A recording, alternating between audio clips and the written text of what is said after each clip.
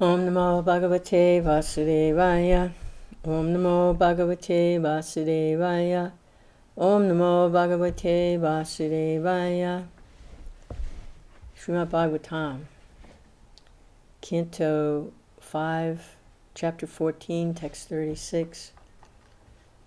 And it is the ongoing expose of the miseries and sufferings of the material, identification with the material body, and what that means in terms of what happens, frustrations, the defeat. Because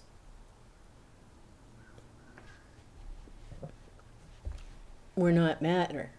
We're not this material body. We're spiritual beings.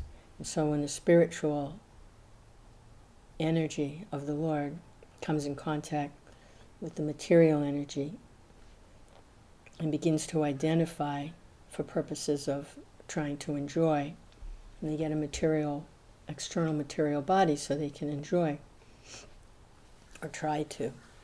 But it's foreign or alien to the actual nature of the living entity, which is a spiritual nature. We're not of the material nature.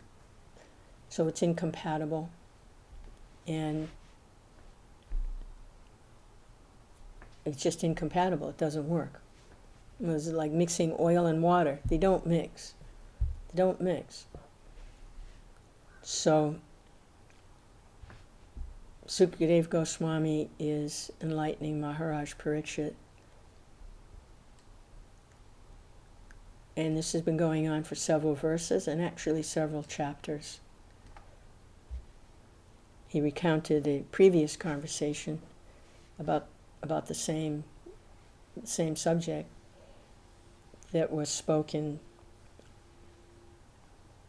in antiquity, ancient times, between Jad Bharat and Maharaj Rahugana, that spiritual master and that disciple. And now Sukadeva Goswami is telling his disciple, Parikshit Maharaj, the same thing. So this is the ongoing. It's hard to hear. It really is hard to hear about all the suffering. But that's not the conclusion. That's just diagnosing the disease. The conclusion is joyful, blissful, ecstatic, has nothing to do with any of this, really. But there's a verse in Ishopanishad that helps with this, that one who sees knowledge and nescience side by side sees both. So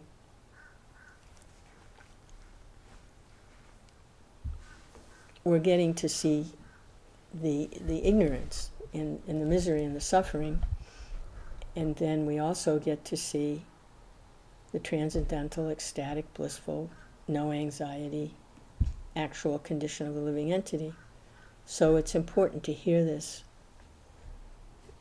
because the attraction of the illusory energy is so strong, become bewildered very easily by the pull of the senses and the uncontrolled mind. So it's important to hear these things. In the songs of the acharyas, those that are actually elevated, actually experiencing their relationship with the Lord, with Krishna, even while they're still in one of these bodies, a lot of times we see their songs and their prayers, they're lamenting the material condition. So as long as we're here and we're in contact with it, we need to stay alert. There was a phrase Prabhupada was very fond of, quoted it many times, that constant vigilance is the price of freedom. Just remain vigilant. It's very easy to slip into the illusion, extremely easy, and especially because of the surroundings. Practically speaking, the whole world is an illusion. And wherever you go and try to talk with someone or engage with someone, If you're not vigilant, you're not on your toes, they suck you into their worldview, which is illusory. And to keep their association and to have some little exchange, which is what we hanker for, we're social creatures, and we tag along and they pull us into their worldview, they pull us into engaging our senses in nonsense. Even slightly done, it's very difficult, again, to pull back. So practice constant vigilance and associating with others. And keep your hand in your bead bag. And softly, so you don't disturb them if they're not favorable or particularly interested in developing their Krishna consciousness, but you still have to deal with them. You can softly chant and pray to Krishna, and Krishna will protect. You just have to do it and not get sucked in to engage, allowing them to engage us in Maya. So, part of the remedy is to hear this Bhagavatam from the lips of the pure devotees. Jai Shri Krishna Chaitanya Prabhu Nityananda Shri Advaita Gadadhar Shri Vyāsadeva Gaur Bhaktavinda. Hare Krishna, Krishna Krishna, Hare Hare, Hare Rama, Rama Rama, Hare Hare. Glories to Srila Prabhupada.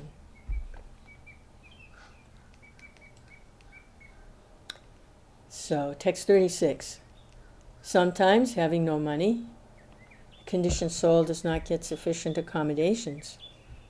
Sometimes he doesn't even have a place to sit, nor does he have the other necessities. In other words, he falls into scarcity. At that time, when he's unable to secure necessities by fair means, he decides to seize the property of others unfairly. When he cannot get the things he wants, he simply receives insults from others, becomes very morose.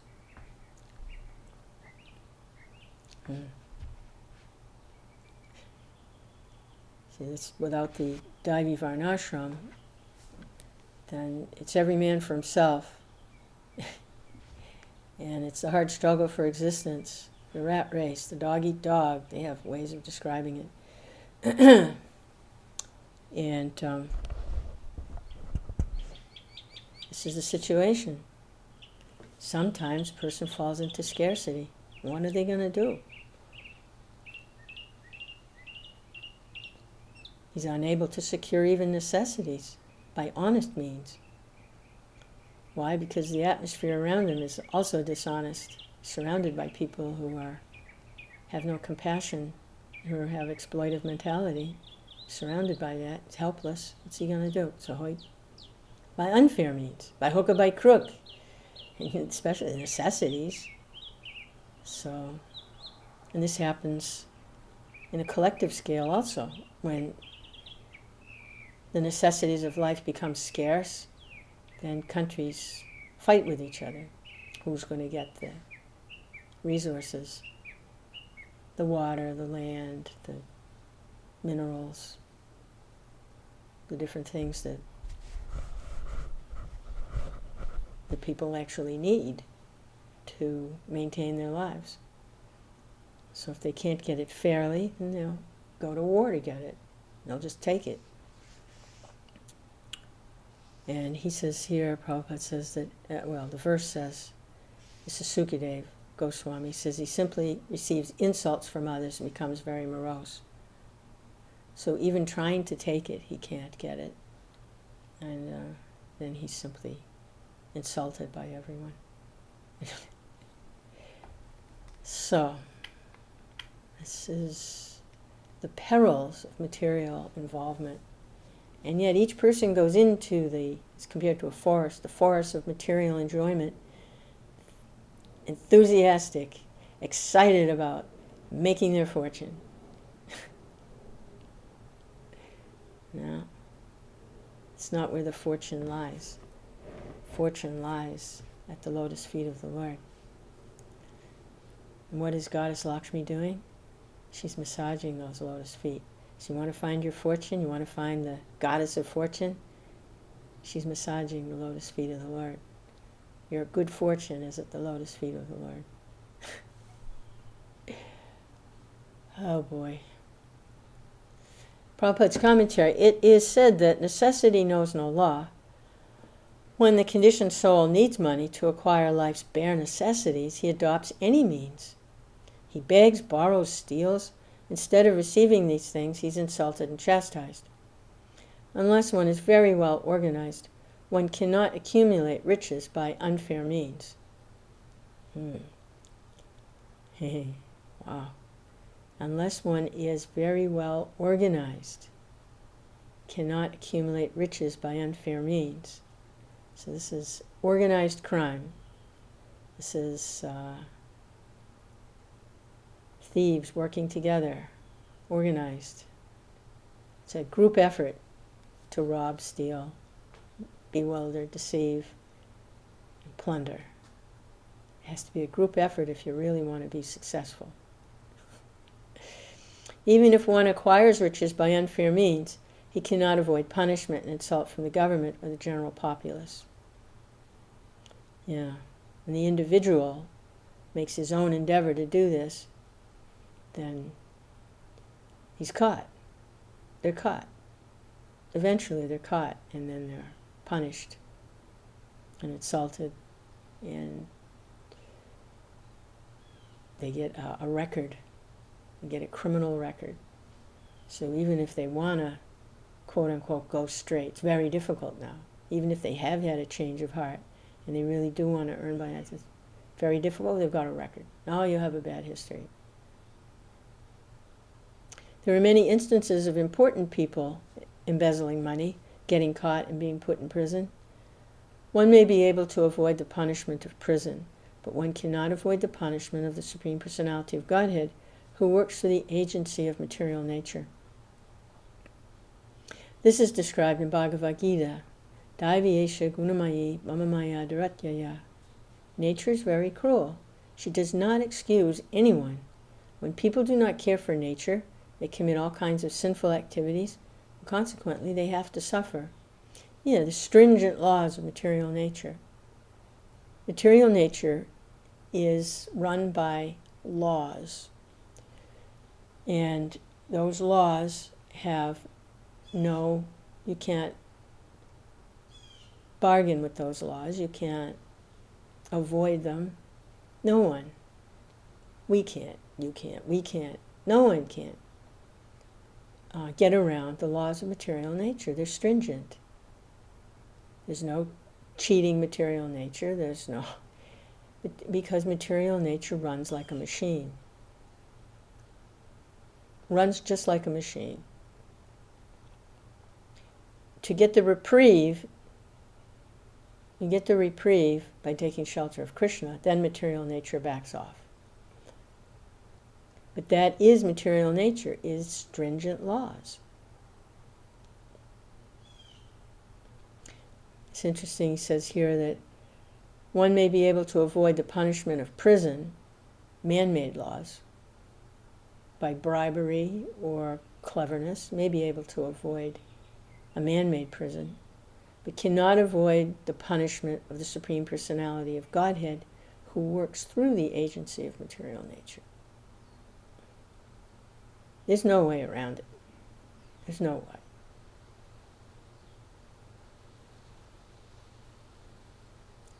Other than surrender to the superior energy. The conscious, spiritual, compassionate, personal, divine, devotional,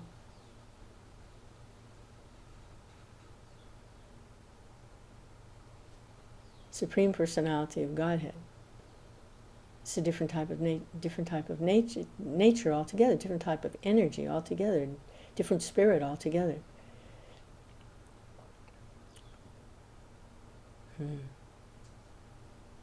Dull matter. Dull, yes, but insurmountable also. Dull in the sense that you can't bargain your way out of the laws of material nature. Hard like a rock, like stone.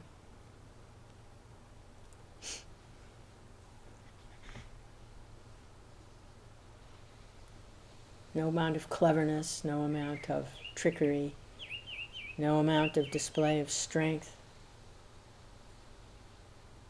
can surmount the laws of material nature.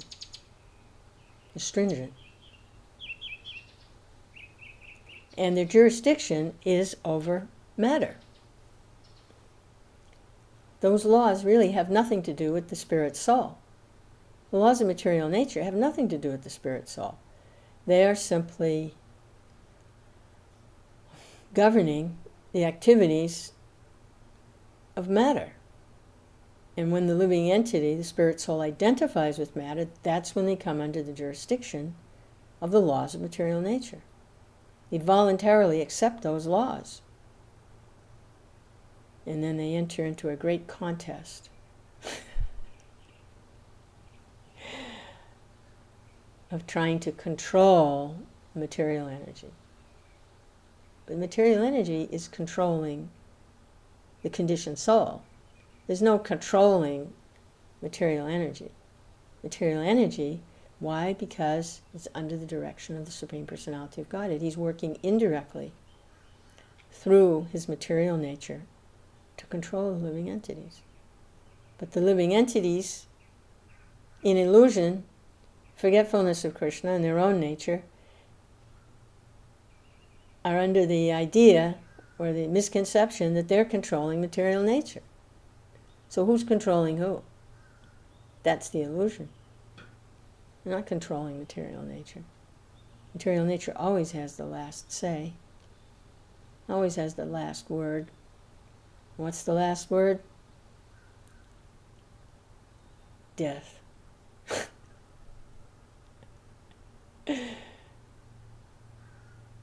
Death. The end of all your plans, the end of all your ambitions. Finished. I got the last word. That's it.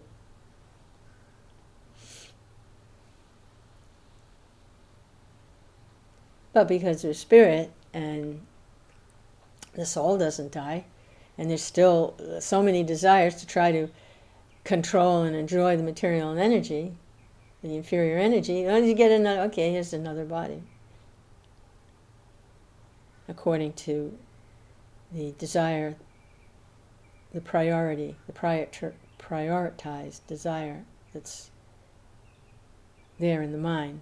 There's many desires in the mind, but they're prioritized. So the next one up takes the spirit soul to the next body.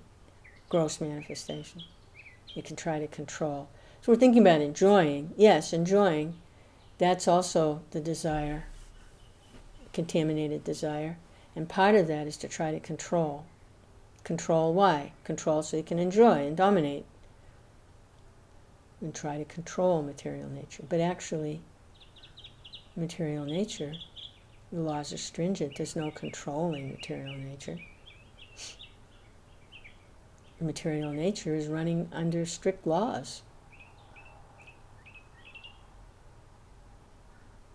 And all that happens really is that the spirit soul becomes entangled because there are reactions for the actions. Every time you try to control material nature, become more entangled, and there's a reaction for that. So this struggle to try and control and then getting the reaction, trying to control and getting the reaction, this goes on perpetually. Life after life. Perpetually. In contest with the inferior energy, which is being indirectly controlled by the Supreme Personality of Godhead. He set it up that way. It's his energy. Everything's his energy. And that's the dynamics. So I say here, nature is very cruel. Why? Because the spirit soul is always defeated. She does not excuse anyone. And when people don't care for the laws of nature, they commit all kinds of sinful activities. And then they get the reaction they have to suffer. There is a way to live near the having a material body, somehow or other gotten into the condition of having to deal with the material energy, there is a way to become disentangled. And the scriptures show that, the Vedas show that, how to reawaken that spiritual consciousness, relationship with the Lord, and act in such a way that there is no reaction. Act on the devotional, transcendental devotional platform, and then material nature, she has no jurisdiction there. We come under the jurisdiction of the divine. Text 37. Although people may be enemies, in order to fulfill their desires again and again, they sometimes get married. Unfortunately, these marriages do not last very long, and people involved are separated again by divorce or other means. Now that's really interesting. That is considering, this is Sukadeva Goswami speaking to Maharaj Parikshit 5,000 years ago. Now, at that time, the Vedic culture and Varnashram Dharma were running very smoothly under the direction of Maharaj Parikshit. And still we see this. Of course, in our present time, it's rampant. But even like 100 years ago, like my grandmother, my grandfather became attracted to another woman, and he left her, he got divorced. And that was very, very unusual for those people. They were immigrants from Europe, so there's still a little bit of European culture there. And they were religious, the ethnic group was pretty strong still. This was the first generation coming from the old country to the United States to make a new life of freedom. So this was very unusual, and that was just, like 100 years ago. And my grandmother struggled with that very much because it was a very unusual thing to happen even then. Of course, now it's very commonplace. It's no big deal. I mean, people watch these things for entertainment in movies and cinemas and television. It's like they make comedies out of it. It's so commonplace. But back 5,000 years ago, evidently this went on, which is unheard of in Vedic culture. They don't separate. It's unheard of. So it's very interesting that this verse is here.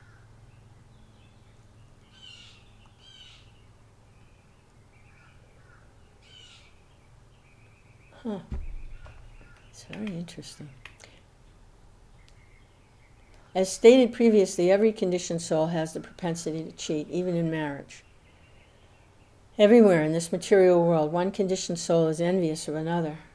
For the time being, people may remain friends, but eventually they become enemies again and fight over money. Sometimes they marry and they separate by divorce or other means. On the whole, unity is never permanent. Due to the cheating propensity, both parties always remain envious. Even in Krishna consciousness, separation and enmity take place due to the prominence of material propensities.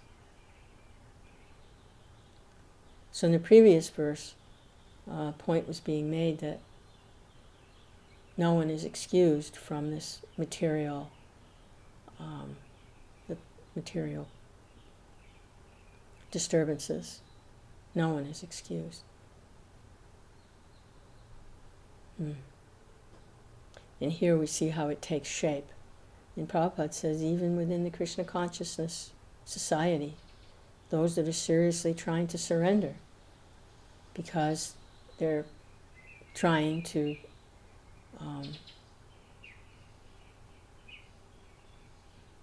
become more and more attached to Krishna, but still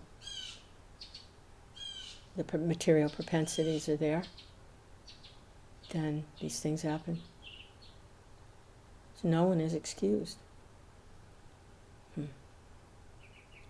But it's not hopeless. But Prabhupada's painting a picture here of where the material propensities are, they're pretty prominent. He says, due to prominence of material propensities. But by taking shelter, those material propensities back off. This is what we're dealing with. Until we get to that point where those material propensities are gone, because experiencing a higher taste, and this is what we're dealing with. And we should know.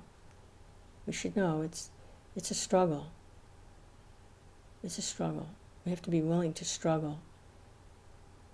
And for the devotee, sometimes there are tears, which is a good thing. You have to cry for Krishna.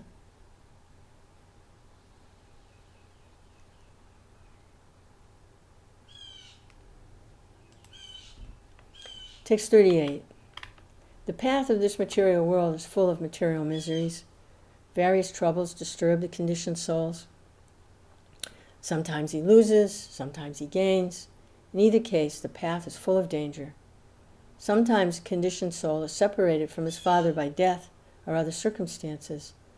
Leaving him aside, he gradually becomes attached to others, such as his children. In this way, the conditioned soul is sometimes illusioned and afraid. Sometimes he cries loudly out of fear.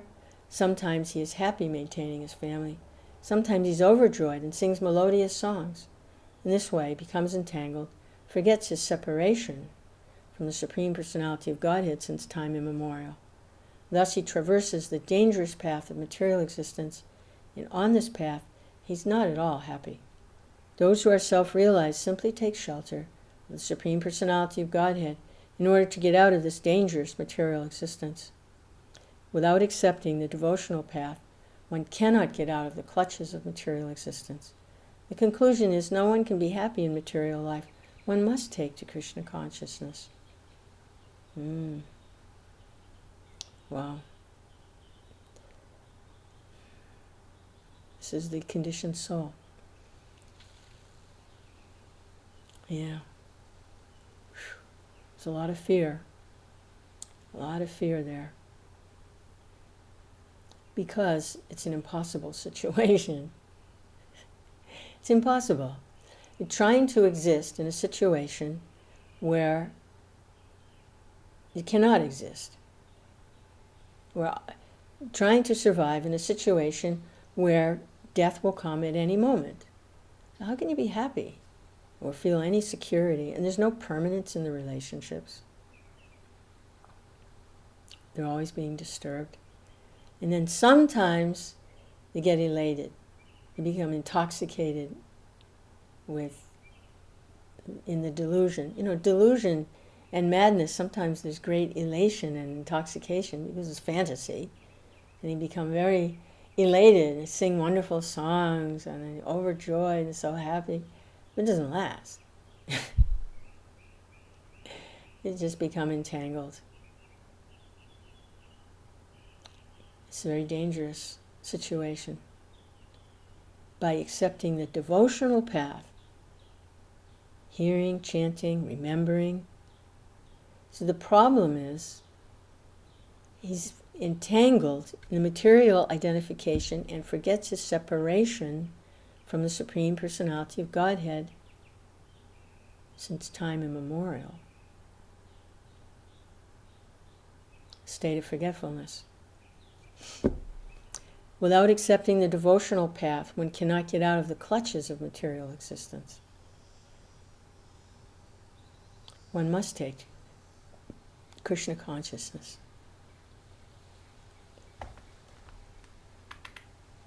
Prabhupada's commentary. By thoroughly analyzing the materialistic way of life, any sane man can understand there is not the least happiness in this world. However, due to continuing on the path of danger from time immemorial and not associating with saintly persons, the conditioned soul, under illusion, wants to enjoy this material world. See, that's what turns it around for the living entity who's conditioned like that, is they come into association with a saintly person. someone who is Krishna conscious. Come into contact with a person like that, turns it around for them, because they're not going to figure it out on their own. They haven't since time immemorial. They keep doing the same thing over and over again. Why? Because the saintly person, or the devotee, is the manifestation. Krishna's fully manifest there through the devotional energy, the divine energy. And coming in contact with the divine energy, the devotional energy, is how one wakes up their own awareness of their own spiritual nature, their own devotional, then their own devotional activities can begin. So it's by the association of saintly persons, hearing from them. That's service. Just hearing from a saintly person is service, is devotional service. But there are other forms. Chanting, repeating, hearing and repeating, offering prayers, following their guidance. They can guide the person in what to do and what not to do, to help them become immunized from the material infection. And begin to access the Lord within their own heart. The saintly person doesn't accept service for themselves.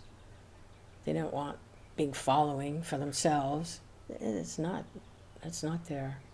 That's not a saint. If there's someone like that, they're not a saintly person.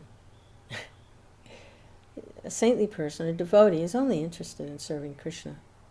If Krishna sends a lot of people, then as a service to Krishna, the saintly person will do what he can to help them, guide them, instruct them, and help them enter into the devotional atmosphere, the divine nature. Not for himself.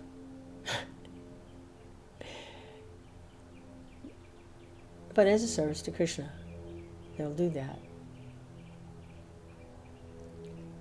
So association of a saintly person is really what turns it. And we have their association in the books. This Bhagavatam, we're hearing from Sukadeva Goswami, and we're associating with Maharaj Parikshit, Sukadeva Goswami. They're both saintly persons. One is saintly by chanting, and the other is saintly by hearing. And we have the association of His Divine Grace, Bhaktivedanta Swami Prabhupada. He's speaking to us directly through his commentaries and his purports to help us along, giving us guidance. We're getting his association in that way. His presence is in his books. And then the association of sincere followers. They may or may not be perfected, but if they're sincere and they're trying to take shelter the right way, properly, then that's good association. And the thing that holds us back is the fault finding. When we find some fault, then we cut ourselves off from the association of saintly persons. If we find fault with followers, those that are trying to follow, we find fault with them. This is an example, like in the shower. It's silly to say someone's dirty if they're in the shower. They're practicing to the best of their ability. Yeah, there's some dirt there. But they're in the shower. So it's useless to try and find fault, because then we just cut ourselves off from the association of those who are trying to follow, trying to serve. Even if there is something undesirable there. Don't focus on that. And then our access to the saintly persons is there, because we're not finding fault. The path opens up because they don't find fault. A pure devotee, a saintly person, does not find fault with anyone.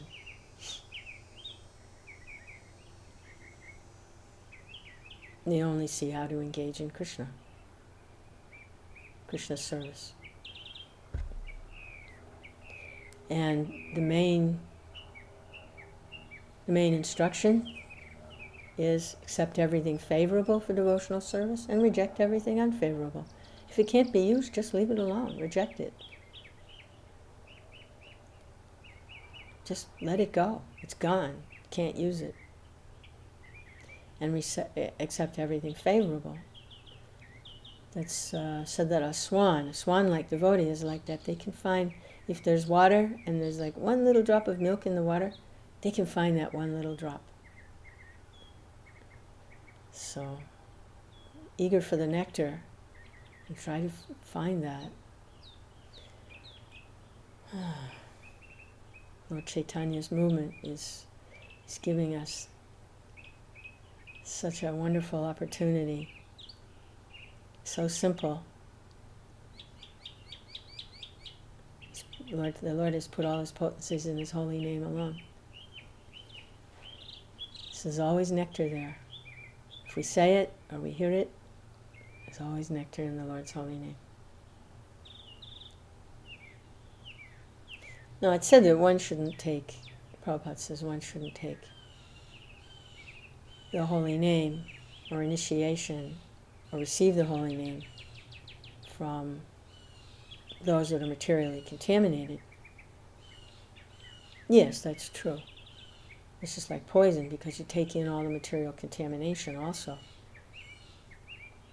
But if someone who's materially contaminated is chanting Hare Krishna, the holy name is very powerful. So we can respect that, but we don't have to take instruction from them. We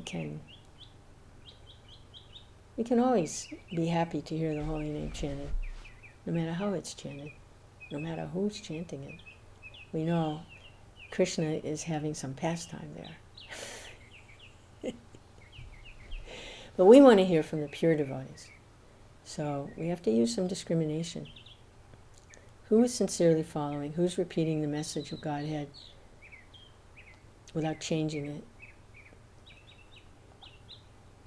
And who's living by their personal example a life of Krishna consciousness? Now that's not restricted to any particular social class or ashram. Devotee of Krishna can be found in anywhere.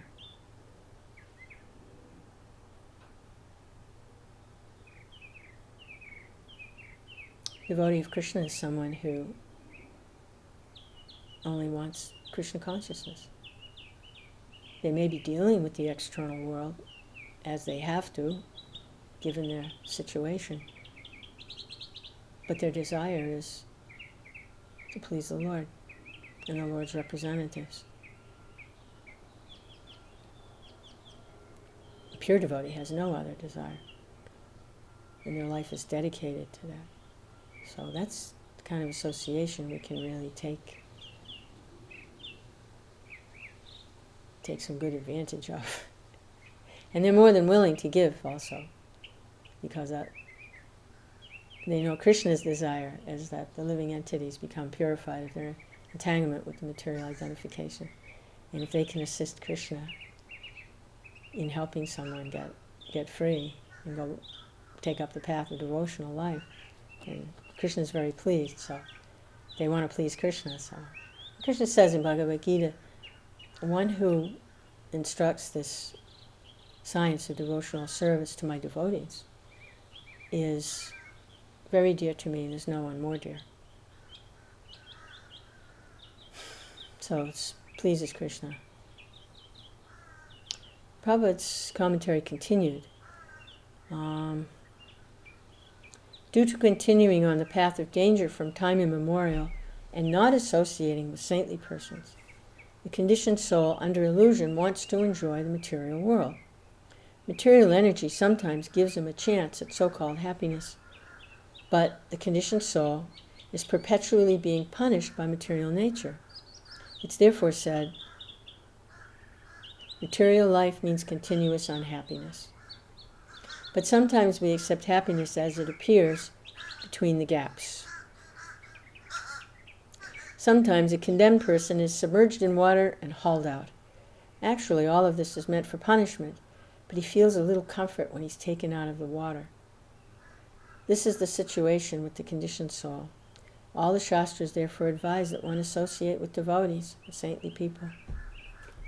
Sadhu Sangha, Sarva Shaktakaya, Lava Matra Sadhu Sangha, Sarva Siddhihaya. Even by a little association with devotees, the conditioned soul can get out of this material, miserable condition. The Krishna consciousness movement is therefore trying to give everyone a chance to associate with saintly people. Therefore, all the members of the Krishna Conscious Society must themselves be perfect sadhus in order to give a chance to fallen conditioned souls. This is the best humanitarian work. Yeah, it's the best humanitarian work.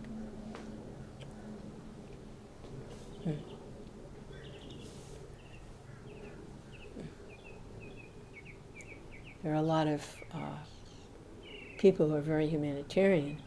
They don't like to see suffering and injustice and abuse, and so they form societies to try and do humanitarian work. And it's good. It's pious activity. But the real suffering and all of those other sufferings and injustices and abuses come from one basic problem, and that is forgetfulness of Krishna. So the best humanitarian work is to give a chance to everyone to come into contact with saintly persons. It gives them a chance.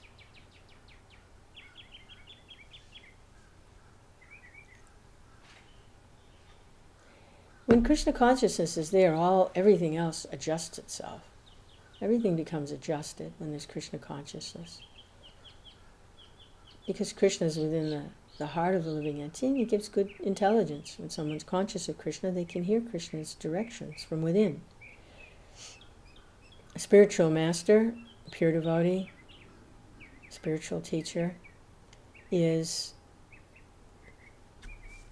a manifestation of Krishna within the heart. So Krishna within the heart is there, and the spiritual master externally is helping the person to reawaken their relationship with Krishna within their own heart. So that's the best way to solve all the problems of the world, is for people to become conscious of Krishna, hear Krishna's directions, and act in Krishna consciousness. Then everything is remedied. That's the big, like the big sledgehammer. Krishna, whack, it's all taken care of. So, whatever else person may be doing, they may be involved in humanitarian work. That's all right. There's no harm there. It's good. But not without Krishna consciousness.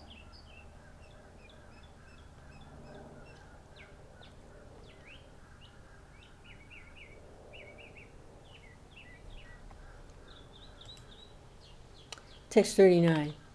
Saintly persons who are friends to all living entities have a peaceful consciousness. They've controlled their senses and minds, and they easily attain the path of liberation, the path back to Godhead. Being unfortunate and attached to the miserable material conditions, a materialistic person cannot associate with them.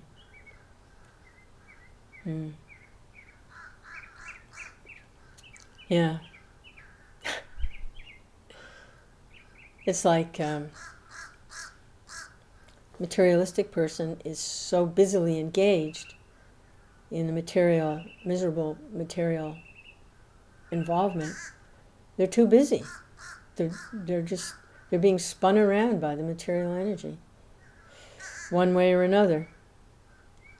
In the mode of goodness, they're too attached to their sense of happiness and peacefulness and prosperity or whatever. The mode of goodness, they're not interested in giving up identification with the material energy, because the mode of goodness means peacefulness. You have everything you need. And in mode of passion, they're so busy running around trying to get this and get that and control this and control that, and they're too busy. It's like if you call someone on the phone and their line is busy. They're busy. You're calling them on the phone and you get the busy signal.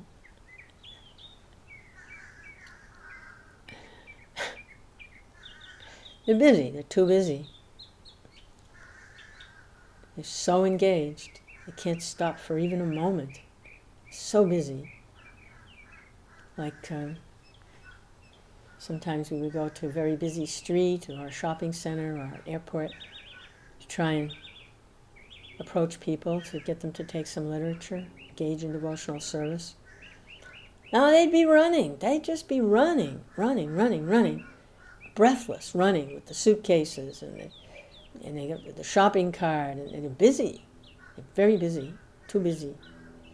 So, first thing you had to get to do is to get them to stop for a minute and engage with you. To get their attention, at least for a minute. So, and then the mode of ignorance,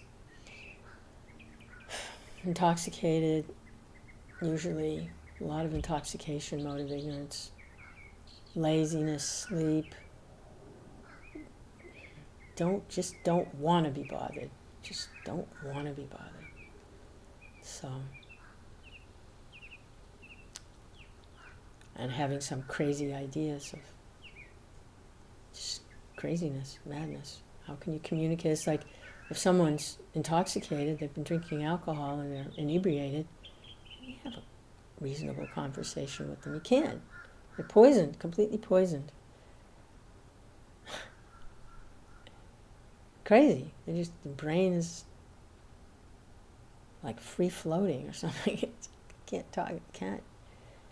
There's no access. So, the saintly person is a friend to all living entities. Very peaceful. They've controlled their senses and mind. They can attain the path of liberation back to Godhead. But the conditioned souls, the miserable conditioned souls, materialists, can't associate with them. See Prabhupada's commentary. Well, actually, that's the great mercy of Lord Chaitanya, is especially going out in public, they are forced to hear Hare Krishna by chanting in public like that. All these crazy people, they hear the holy name. That's the great mercy of Lord Chaitanya's Sankirtan movement, is they get to hear the holy name, even though they might not want to. They're sound asleep to spiritual life, but the holy name enters the ear. Because the Lord's potencies are there in His holy name, and simply hearing is engaging in devotional activity. Just by hearing, that is devotional service. And they get to contact the divine energy. They've begun, just by hearing, they've begun.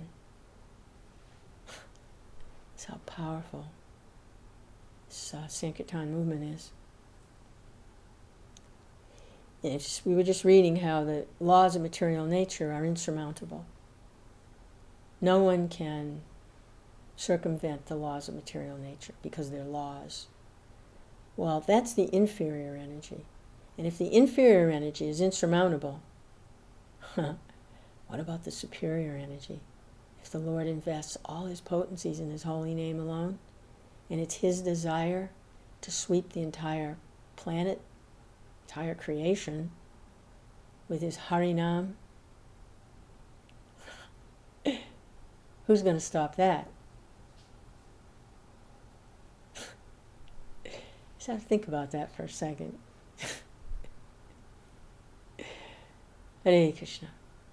The great saint, Jad Bharat, described both the miserable condition and the means to get out. The only way out of it is association with devotees. And this association is very easy. Although unfortunate people also get this opportunity due to their great misfortune, they cannot take shelter of pure devotees. Consequently, they continuously suffer. Nonetheless, this Krishna consciousness movement insists that people take to this path by adopting the chanting of the Hare Krishna Maha Mantra. The preachers of Krishna consciousness go from door to door to inform people how they can be relieved from the miserable conditions of material life. As stated by Sri Chaitanya Mahaprabhu, Guru Krishna Prasade Pai Bhakti Lata Bij. By the mercy of Krishna and Guru, one can get the seed of devotional service. If one is a little intelligent, he can cultivate Krishna consciousness, be freed from miserable conditions of material life. What a wonderful, wonderful transcendental movement, the Lord Chaitanya. And the ISKCON is a very strong branch. Just see all the wonderful preaching that's gone on in a very short time, spread all over the world. And this is special mercy of His Divine Grace, A.C. Bhaktivedanta Swami. People all over the world are chanting Hare Krishna. And they're inspired to reach out to others also. It's very wonderful. It's very wonderful.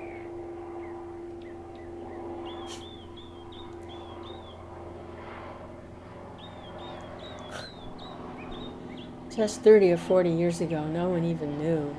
It was just people in India, yes. Yes, people in India, but not outside India. Now, all over the world. Every country, every language. Hare Krishna, Hare Krishna. It's just the beginning. It's just the beginning. So ecstatic. All glories to Lord Chaitanya Mahaprabhu, Sankirtan movement ki jai. And all glories to the devotees, dedicating their lives to propagating the holy name of the Lord.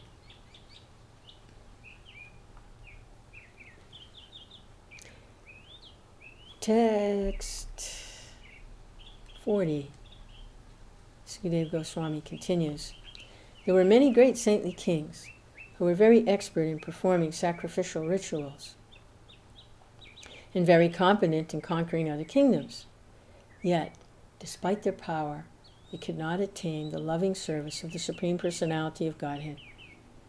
This is because those great kings could not even conquer the false consciousness of, I am this body, this is my property.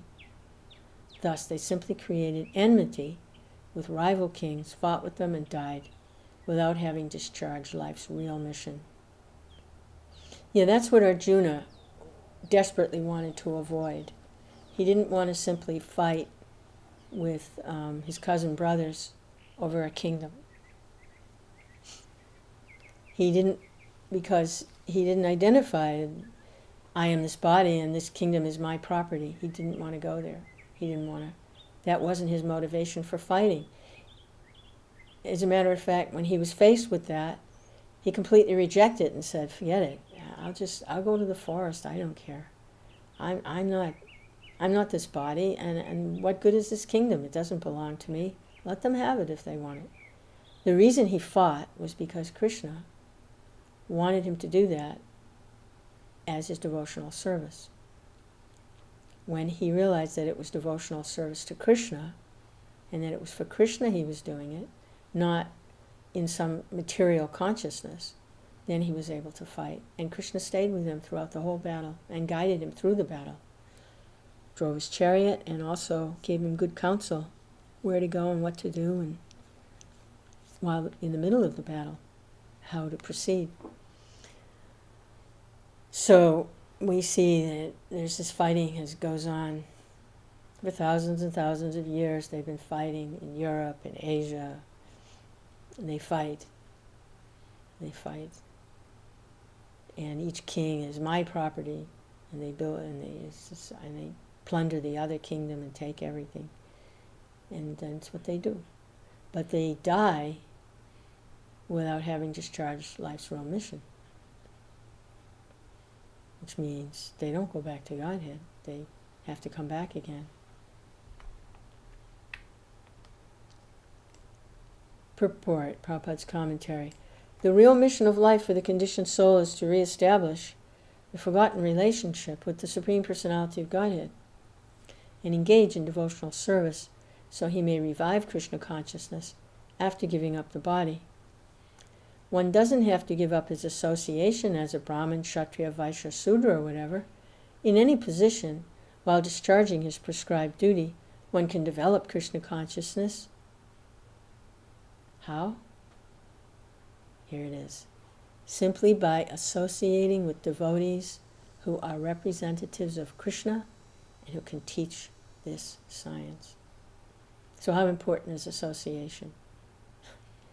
Regretfully, the big politicians and leaders in the material world simply create enmity, are not interested in spiritual advancement.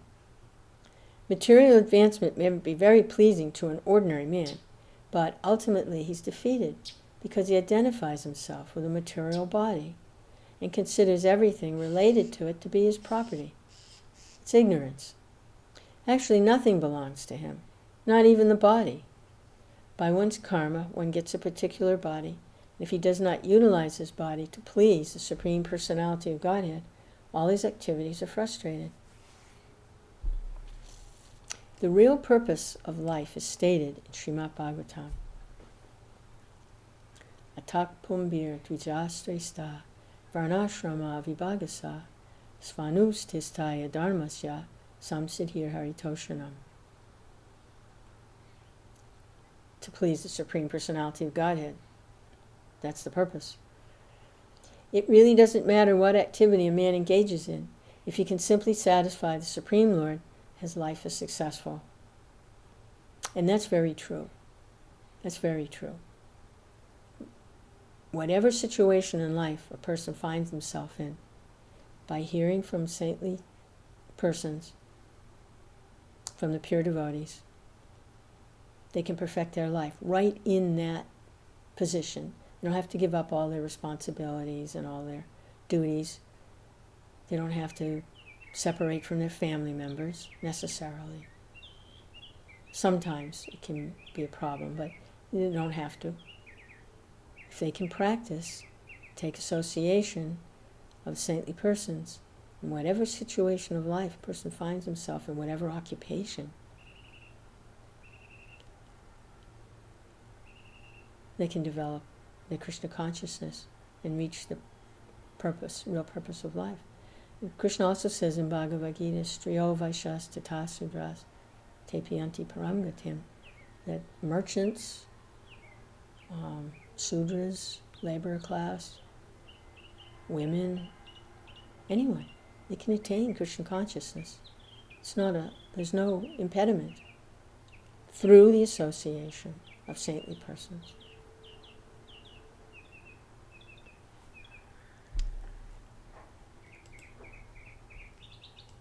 And that is what Prabhupada said his purpose of his society, Krishna consciousness, is to give that opportunity to people to associate with saintly persons. That's the whole purpose of the Hare Krishna ISKCON society, is to give people the opportunity to associate with saintly persons. The whole purpose of the ISKCON. Prabhupada stated that in the previous verse.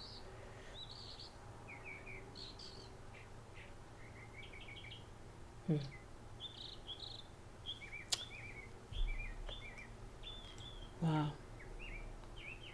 If they don't take the association of saintly persons, the saintly persons go out and with drums and cymbals and whatever else they can make some sounds with, they flood the atmosphere with Krishna's holy name. Because that's that's how the demons are defeated in the Kali Yuga, is by the chanting of the holy names. Because the demons, it's the mentality, everyone has that demonic mentality now. They say at one time, the demons were on different planets from the demigods and the devotees. They had their own planets. And there would be confrontations. And then, as things progressed, as the ages degenerated, then the demons were on the same planet, but they had their separate jurisdictions, different countries, different continents. But now things have degraded even more, degenerated even more as the ages progress through into Kali Yuga. So now the demonic mentality is within individuals. So the holy name has come to defeat those demons. And how does the holy name defeat the demons? By sweetness. The sweetness of the holy name is so sweet, so relishable, that Krishna defeats the demons by his attractiveness. He took an incarnation as Mohini Murti and did that. He incarnated as a beautiful woman. And Krishna can do anything. He's not a woman, but he incarnated. He's not a man. He incarnated as a beautiful woman. Mohini Murti, absolutely irresistible, if you can just imagine. Even Lord Shiva became overwhelmed by seeing Krishna in his form as Mohini Murti. And he did that to bewilder the demons. And he defeated them with his beauty. They surrendered the pot of nectar of immortality that they'd stolen. They surrendered it because of her beauty. She captivated them, and they were thinking they were going to get to enjoy with her. So they gave her the pot of nectar, and then that was it. They were finished. So Krishna, he defeats by his beauty, his all-attractiveness.